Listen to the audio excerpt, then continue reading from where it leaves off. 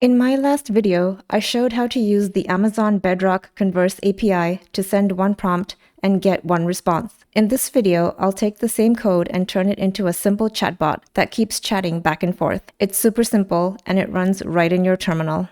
So I'm going to build a simple chatbot, and the goal is to type a message and get a reply, keep chatting until you type exit, store chat history in a Python list so the bot remembers earlier messages.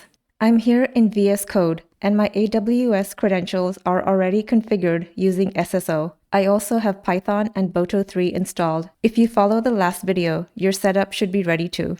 I'm going to run the script first so you can see what we're building.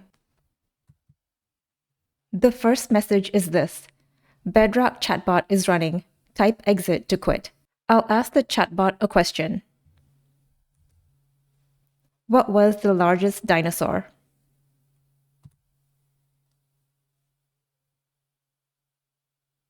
And here you can see the model's response. Here's my next question. What was the smallest? And here's the model's response. Notice that I didn't have to specify dinosaur here. The model just knew it's a follow-up question. Now I'll type exit because I'm done chatting.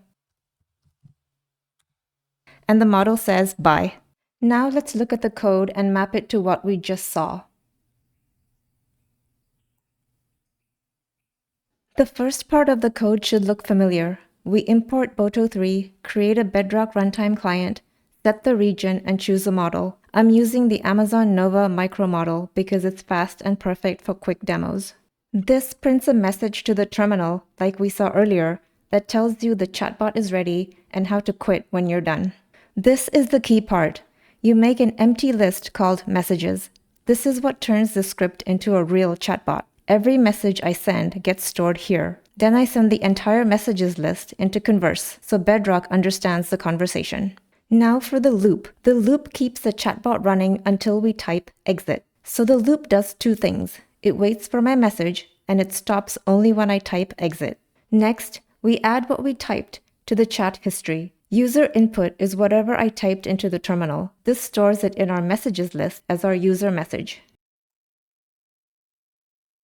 Then we call the Converse API. This is where the magic happens. We send our whole messages list to the model and tell it how long and creative we want the response to be. The response from the model comes back as a big JSON object, kind of like a big box of data. Inside that box is the chatbot's answer, plus a bunch of other details we don't need. So this line grabs the chatbot's answer, the part we actually want to print. This line prints the chatbot response immediately in the terminal. This part also matters a lot. We save the bot's message back into the messages list, so the next time you ask something, the model remembers what it said last. So that's a simple working chatbot using Amazon Bedrock's Converse API. This is the foundation for building a real chat app, and you can grow this step by step into a full chat app later.